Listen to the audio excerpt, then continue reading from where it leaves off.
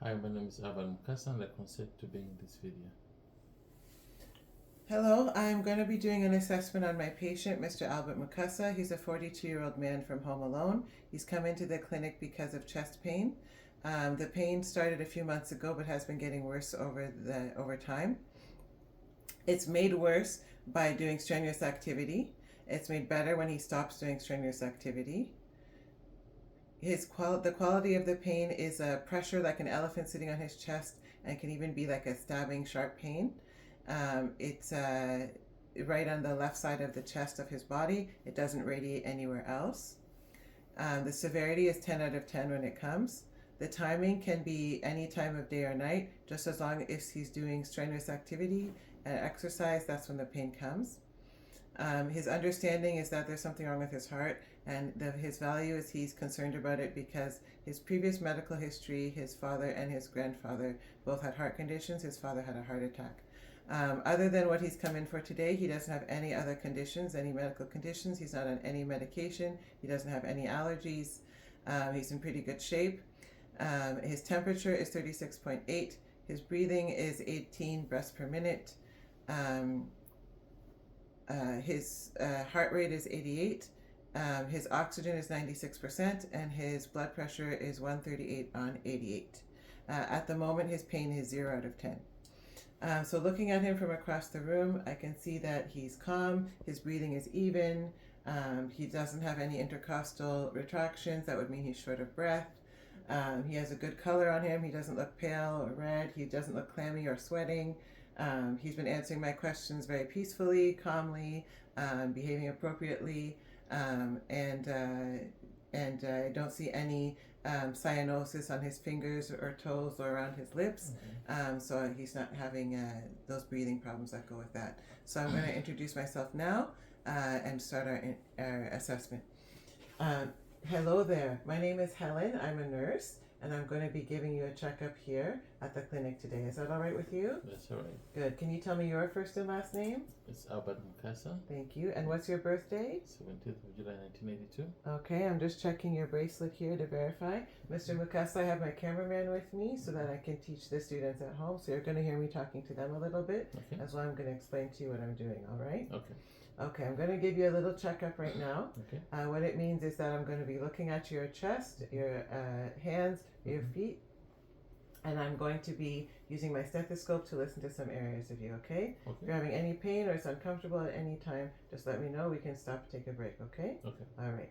The other thing I'm noticing for his color is that he doesn't have any yellowing in the whites of his eyes, so that's good. That could be a sign of having a liver problem. So that's a very good step. Thank you. All right, so the first thing I'm going to do, Mr. Mukasa, is listen to your chest. Okay. I'm going to be listening to your heart. Okay. I'm going to do this twice, once with each side of my stethoscope. Okay. One side gets the lighter heart sounds, the other side gets the deeper sounds, okay?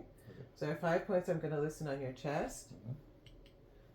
First, I'm going to feel where your clavicle is, and then I'm going to feel down to the second intercostal space. And here I'm going to put my stethoscope, and I'm going to be hearing, other side. I'm going to be hearing the heart sounds there. So this is the aortic side, aortic valve. Across the second intercostal space. On the other side, again, I'm hearing the pulmonic valve. Good. Then I'm going to move down one spot. This is Erb's point. This is the best spot to hear S1 and S2.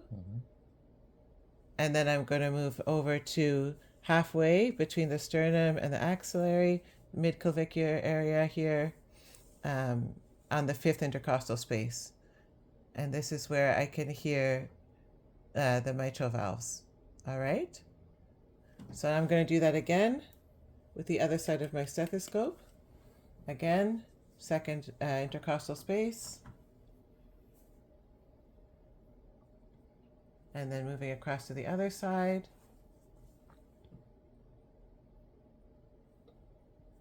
Moving down to the third intercostal space to Erb's point. And then moving to the fifth intercostal space. Good. So I can hear S1 and S2 very clearly.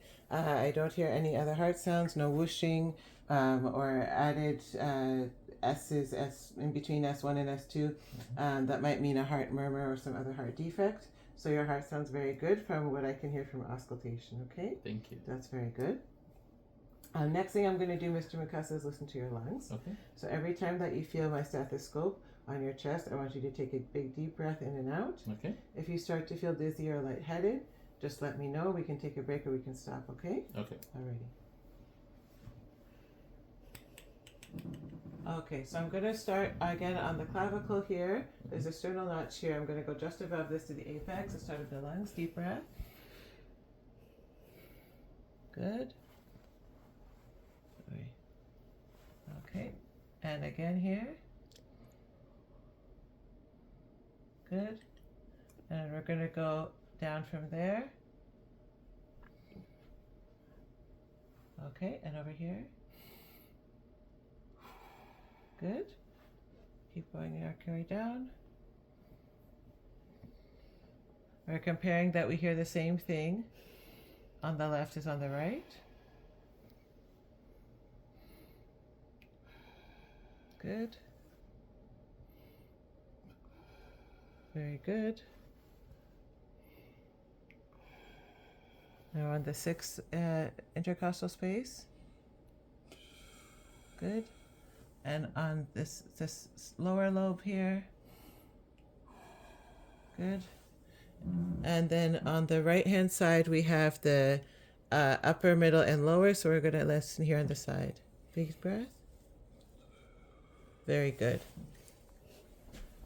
So I can hear the equal air entry on both sides. So it's the same on the left as on the right. His air intake is equal, good, clear, all the way down to the bases. I don't hear any wheeze, any crackles, any subQ emphysema that would sound like Rice Krispie sounding. I don't hear any coarse crackles or rhonchi that would sound like a groaning kind of sound with intake or breathing out. So Mr. Mukasa, your lungs sound very good, very clear. It doesn't sound like you have any lung conditions based on what I can hear from my stethoscope, okay? Thank you. Have you had any cough? No. Any shortness of breath? No. Any been around anyone who's sick? No. That's good. Have you had any runny nose? No. Any nausea or vomiting? No. All right, that's all very good to hear. Thank you. Alrighty. Now, Mr. Mukasa, if you could please sit up for me. Thank you. My cameraman's going to move around to the other side, so we're going to do the same thing on your back, okay? Okay. Alrighty.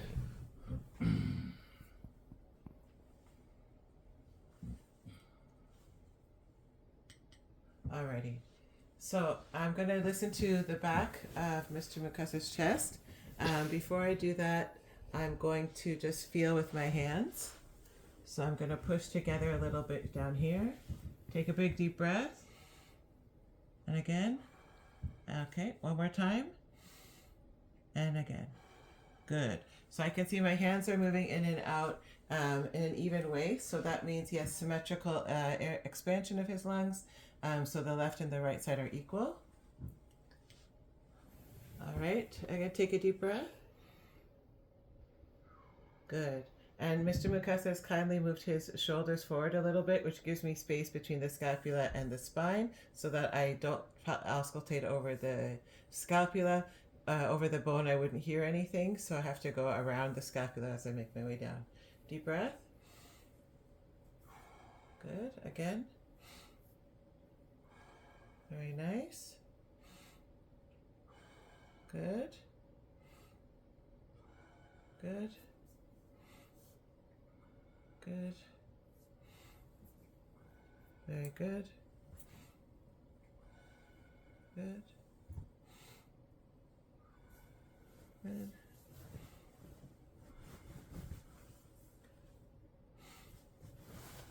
And again, exhale on the right. Very good. And once again, his lungs are clear. There's equal air entry on both sides, all the way to the bases with no adventitious sounds, which is very good. And I can hear mostly vesicular sounds on his back. On the front, I heard some more bronchial sounds, which is more like a tube, wind going through a tube sound up here close to the windpipe, and then vesicular elsewhere and down to the bottom, which is more like a light breezy sound. So we're going to come around to the front of my patient now. All right, Mr. Mukasa, I'm just going to have a look at your hands. So I'll start with one at a time. You can put that one down for me. I'm going to press on your finger just a little bit and let go. I can see the color comes back in about 2 seconds, which is good. That means his peripheral circulation's working well. It means the blood's getting down to your fingers properly. His hands are dry and warm, as was the rest of him there. So he's not having any sweating or clamminess. I'm going to just feel your pulse here. Thank you. His pulse is even and equal with a good strength, number 2. And I'm going to feel your brachial pulse as well. Here we go, Mr. Mukasa. I'm just going to put my arm under yours. There you are. As well, that's good. All right, I'm going to check your other arm. Good, strong pulse. Good, even rate and rhythm. And the color comes back in 2 seconds and still dry and warm, which is very good. Mr. Mukasa, one thing that I missed on your chest, I'm just going to feel over your chest for any lumps and bumps or any Rice Krispie feeling under your skin. That might mean there was air trapped under the skin, but I don't feel any. It all feels okay. And the left and the right side are equal.